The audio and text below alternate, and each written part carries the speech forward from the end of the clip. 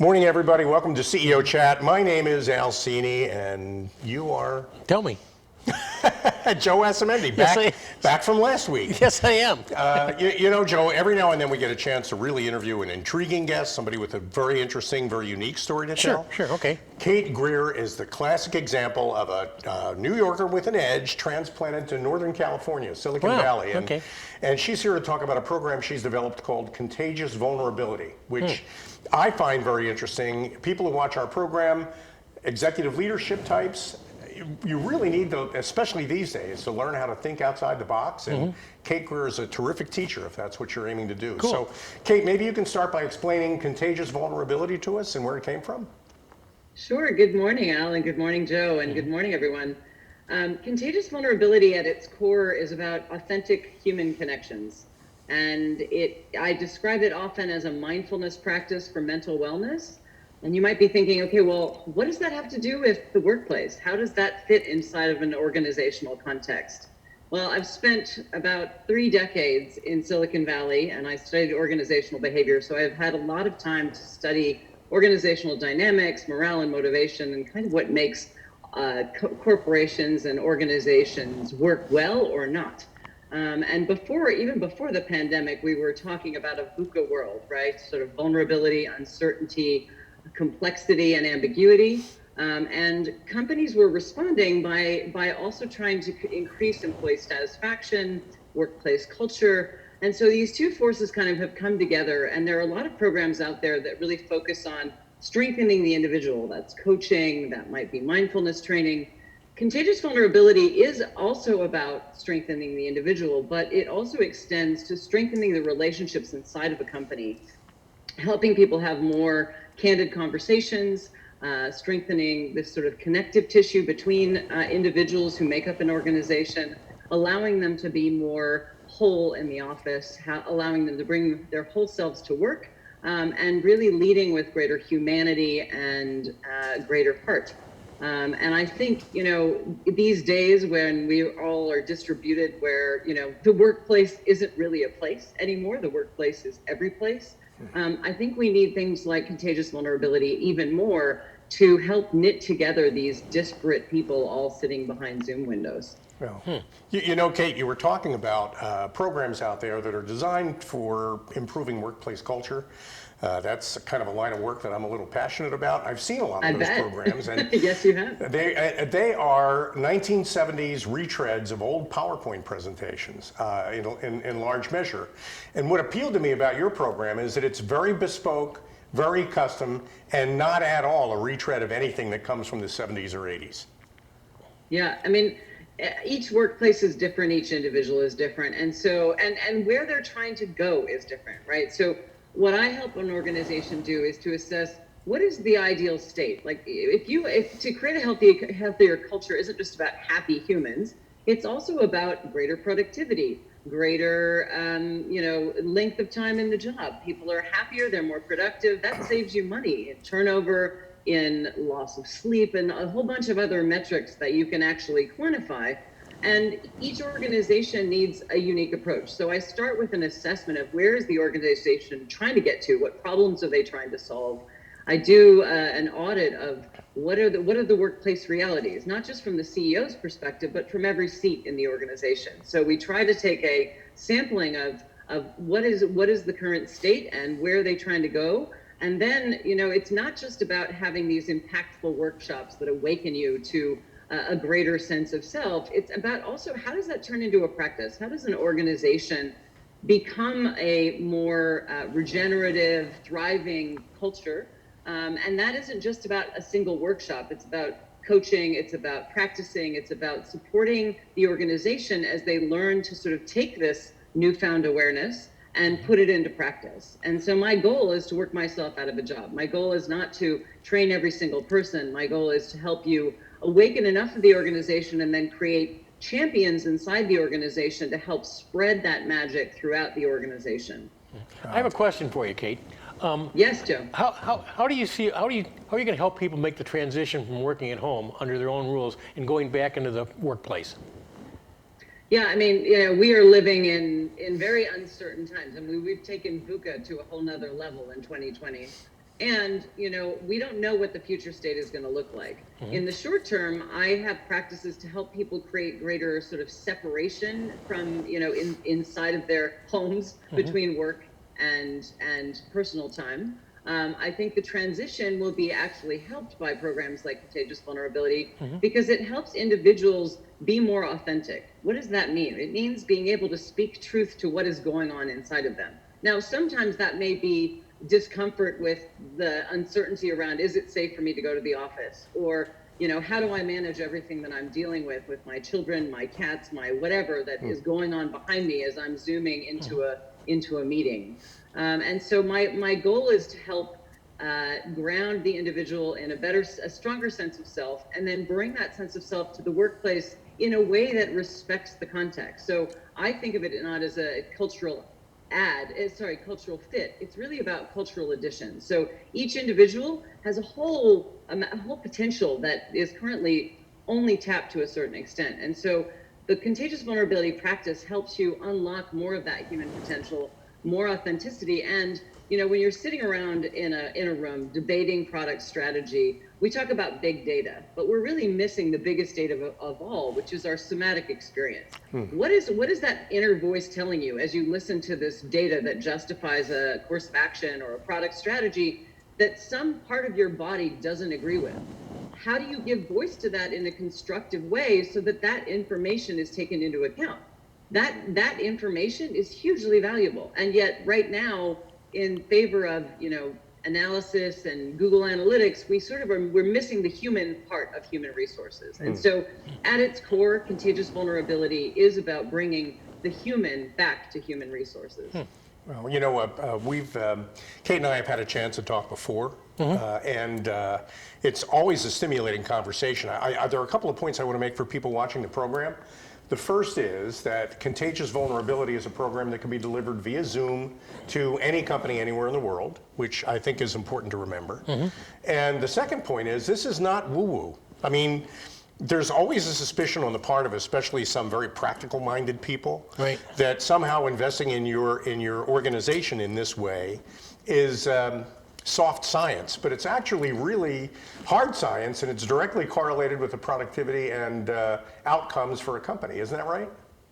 Absolutely. So, I do come from organizational behavior, which at Stanford had a sort of a woo, aspect to it. It was called touchy-feely, and it's deeply practical. I'm a New Yorker at my core. I've lived in the Bay Area for a long time, and I've worked inside of organizations for a long time. And yet I'm a practical kind of woo. I'm not going to bring crystals and pendulums into your organization. That's not what this is about. What this is about is bringing greater heart and humanity to the workplace and recognizing that these individuals who fill the seats, whether they're in their homes via Zoom or whether they're in a physical location, they are humans. They are hearts. They have needs. And we've been investing in those needs for quite some time inside of organizations, whether you call it employee satisfaction or whether employee wellness. Having healthier humans at the workplace benefits the bottom line. End of story. I mean, that is really what it's all about. And the benefit of this is if you have healthier humans at the workplace, they also tend to be healthier at home. So that means they have better relationships with their families. They sleep better. They are healthier in lots of different ways. And so, it may seem like soft skills, but actually soft skills are some of the hardest to teach and to acquire. And so I actually think that teaching things like empathy and authenticity and helping people navigate vulnerability is actually essential today. It's not a nice to have. It's not a woo kind of perk. It's actually essential to ensure that you're actually everybody's getting the benefit of showing up every day, whether it's in Zoom or whether it's at an actual physical location. Wow. How does a company engage your services?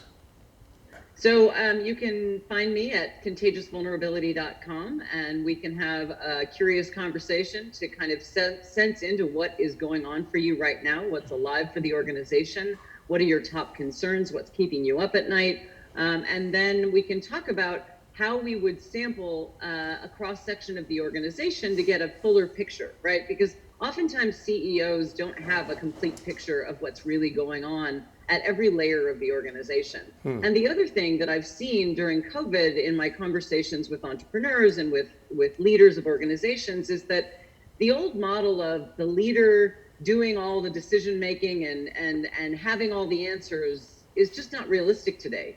And so my practices help you tap into the fact that you have all of these eyes and hearts and minds around the table, around the Zoom screen that you can more fully tap into, right? So that you can get the benefit of crowdsourcing your solutions, because oftentimes a person at a lower level of the organization actually is better equipped to help you understand how to respond to these chaotic times than you do on your own. So it really creates greater workplace cohesion, and it allows you to fully tap into and have more honest conversations that are more productive and more holistic than you might if you are, in a sort of more pyramid-like schema, which is quite vulnerable, right? We're not going to last very long if we continue to operate in these sort of rigid, fear-based ways. We have to start recognizing that vulnerability exists whether we like it or not.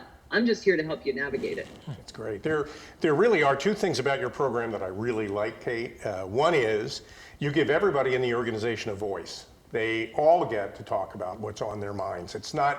This isn't just something that happens at the executive leadership level. It happens throughout the whole company, and I think that's critical. And because everybody gets a voice, that's the essence in my mind of diversity, equity, and inclusiveness. You by including every voice in the solution, I think you get a much more rounded picture of the world that you're trying to build and the difference you're trying to make in the world at large with your organization. I think that's critical. The name Contagious Vulnerability, where did that come from? Well, vulnerability to me is strength, and vulnerability to me is more authenticity, more connection, and that starts with your connection to yourself, your self-awareness, your personal responsibility, and then that extends from the me perspective to the we perspective, and that means greater coherence at the workplace, greater embracing of our differences and celebrating our differences. That's not just because it's legally required, it's because it's valuable. If you look into the world, an ecosystem isn't homogeneous, it's heterogeneous.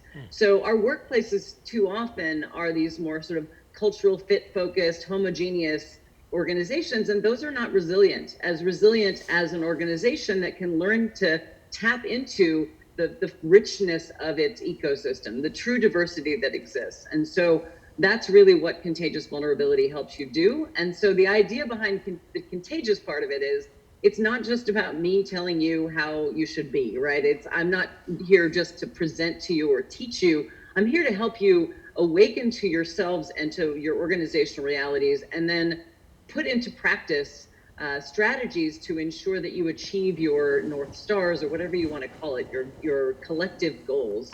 And that really, you want to make that contagious so that I don't have to teach every single person in the organization, because that is not time or cost effective for any entrepreneur, no matter what the company size. Now, if you're tiny, of course, I can work with your whole company. But if you're a large organization, a lot of times training is very expensive, right? And it takes a lot of time and money. And so my goal is to figure out with you, based on your organizational dynamics, what is the best approach to training enough people to get a critical mass? I think it's between 25 to 35% on average. Get a critical mass of people that are sort of carrying the practice and the wisdom and can be champions for it to help spread it. So some of my work is also about what we call training the trainer, so that I can help. It's like fermentation. I plan a little bit of sourdough starter and help it spread through the organization, so that you don't have to touch every single person directly.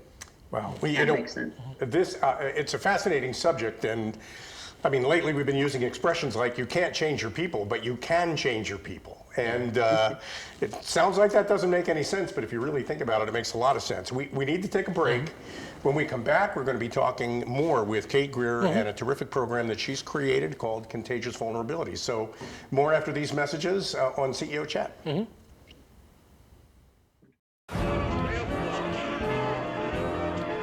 Boardwalks built for fun. legendary rock and roll clubs. This is how we do it. Hip hop. Casinos by the ocean. Hip hop. Now that's New Jersey. 130 miles of beautiful beaches, solid rock, and everything in between. Look in the window. Now that's New Jersey. Plan your New Jersey trip at visitnj.org. Waves of fun. Nights of excitement. And a trail of memories. Now that's New Jersey.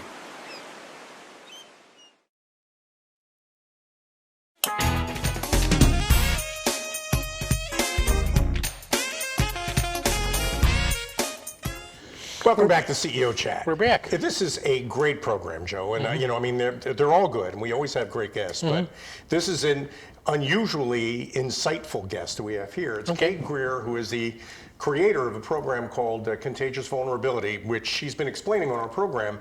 You know, it's an expression I don't use enough because it's so true. You can't read the label if you're stuck inside the jar. And helping people step outside of the jar to actually see what it is they're looking at, that's what Contagious Vulnerability does, among many other things. And you made the point, too, during the break, Kate, that it's not about changing people. It's about giving them the tools they need to change themselves. Maybe you can talk about that? Yeah, so, you know, oftentimes we go into these sort of like try to create purpose at the office or trying to create a more cohesive workplace. And there's a lot of training that puts you in front of a screen and lectures you on all the things you're supposed to do. My approach is different. My approach actually looks at the individual as the source of the wisdom and helps bring out that wisdom and then weave it together so that you take the individual perspectives that are often, in a lot of the workplace programs today, it often stops at the individual. You do coaching one-on-one, you do mindfulness training, which often ends up in mindful narcissism. But we don't always think about how do we weave all these individuals together into a cohesive, functioning, thriving ecosystem. And so my job is to help unlock the potential of the individual, to help them become more self-aware, more personally responsible. And then from that grounded place to help them see how they fit inside the rest of the organization and how to lead from every seat. Now that sounds like chaos, but actually the kind of leadership I'm talking about is about personal responsibility, about learning how to be responsive rather than reactive or reflexive.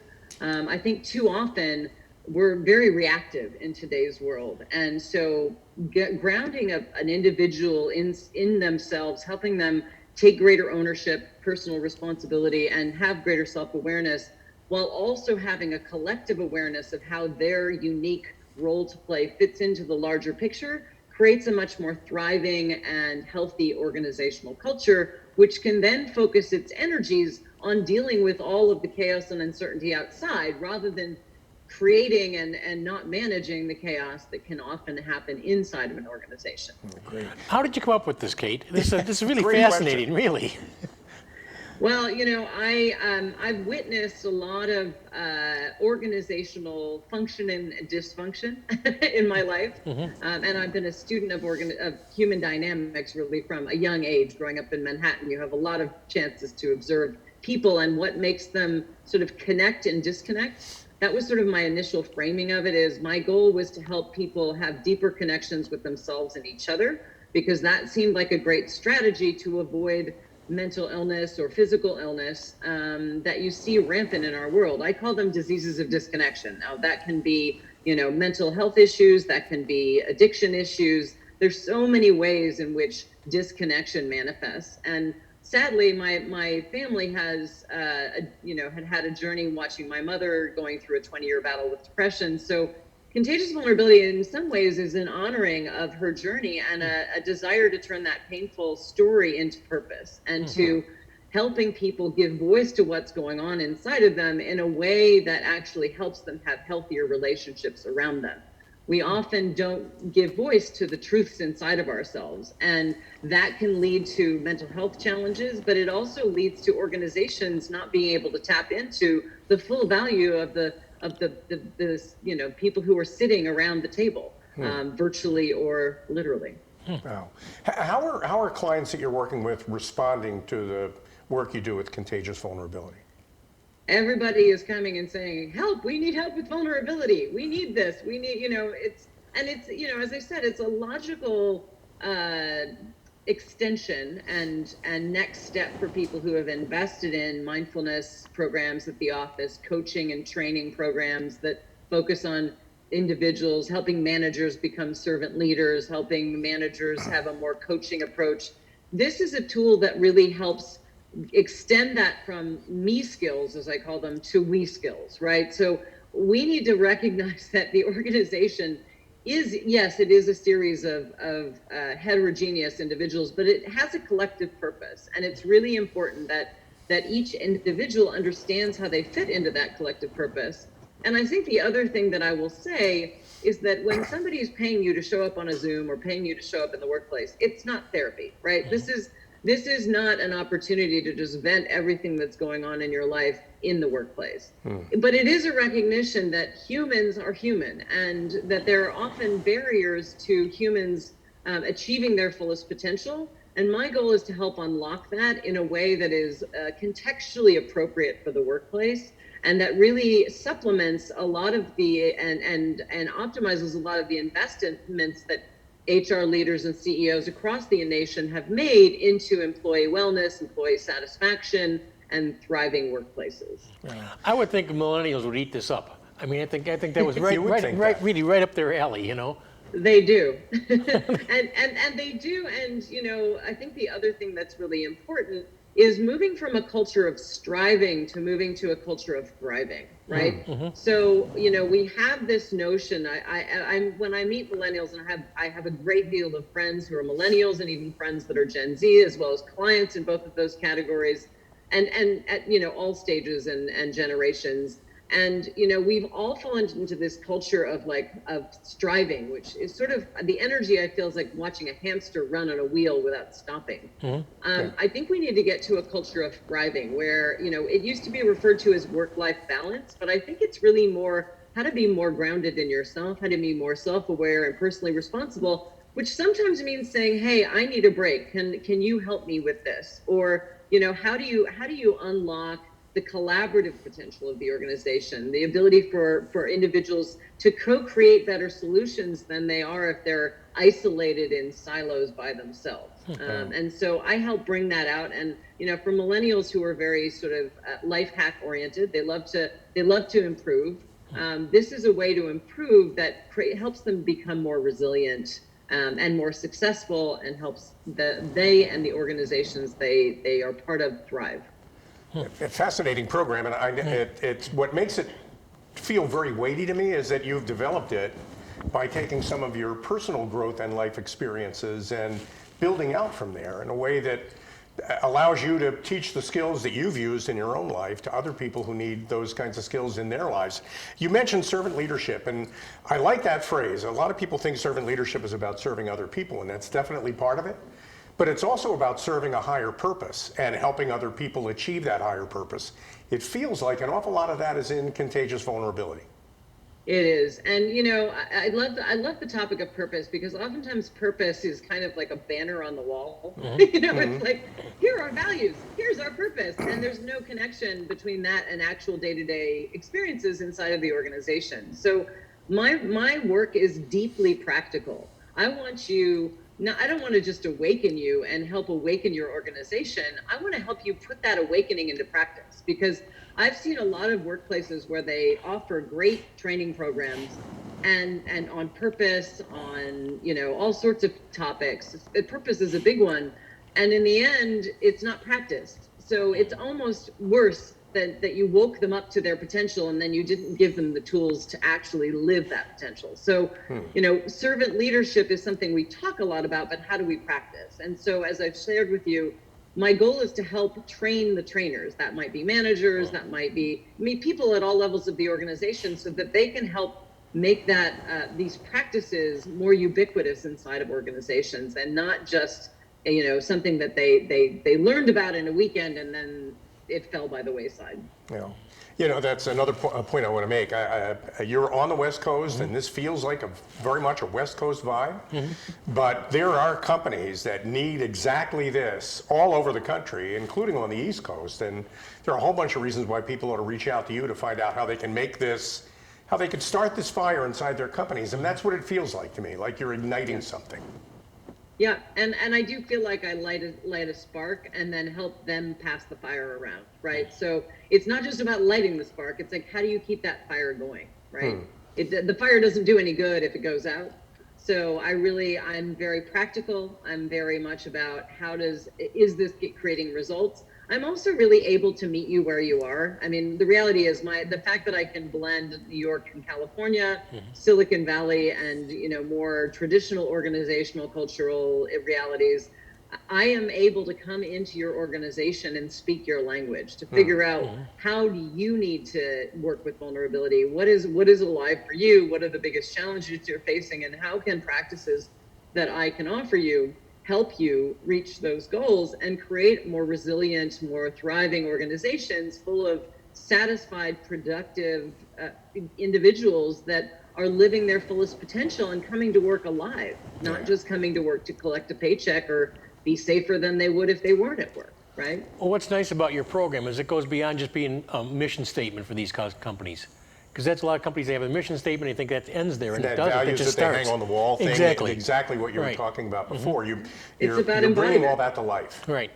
Yeah, it's about practicing. And again, without practice, none of this is worth the money that you spent on to hang the billboards on the wall, right? And actually, in my experience, and I've been inside a lot of organizations, and I've studied what makes them work or not work. And my projects were successful because I was a great reader of human dynamics, and I found ways to optimize those and also be a translator to help people who come from different perspectives find common ground, understand each other better, have more authentic conversations, and greater accountability, so that I wasn't just the kind of task mistress with a whip and a chair, but that I was actually instilling personal responsibility and a collective awareness into each person on the team to successfully deliver consumer products that met business goals and delighted users in a way that made them want to do it again. Because in software, you're continually, innovating and creating more and more products from that same root. So if you've created them in dysfunction, that's what your customers are going to experience, and they're not going to want to do it again. So the goal is happier humans make better products, offer better services, and save corporations millions of dollars in churn and so many other factors that your I bet your CEO audience is more aware of than most. Well, we're at that point in our program, Kate, where you get to introduce yourself to everybody again, tell them how to reach out to you. Before you do that, though, I want to thank my daughter Jenny for making the introduction. It's so great having you on the program. You've got such a refreshing perspective on how organizations work and how they could work better. So Kate Greer, if you could just tell everybody how to reach you. And I know the first conversation's free. Maybe you can talk about that too. Yeah, so I'm happy to have a curious conversation with anybody who's listening, who's wanting to know more about how contagious vulnerability could benefit their office, their company, their organization, their team. You can reach me through contagiousvulnerability.com. There's myriad ways to connect with me from that website, so just reach out and let's have a conversation. Well, boy, Kate Greer, it was such a pleasure having you on CEO Chat today. Thanks very much for joining us. It's obvious you love what you do, and there are an awful lot of people out there who are watching our program, I think, could benefit greatly by what you do. So, and thanks all of you for joining us today on I think, a really insightful and interesting CEO Chat. Absolutely. Joe Asamendi. And Alcini. Always a pleasure working with you. Every Friday. And we'll be back again next Friday for another CEO And thank Chat. Jenny for bringing us her to us too. That was great. Thank you, you. Jenny. Thank you, Kate. Jenny's the best. Thank you. Have a great weekend, everybody. Thanks for joining us today. Stay safe, be kind, and just use common sense.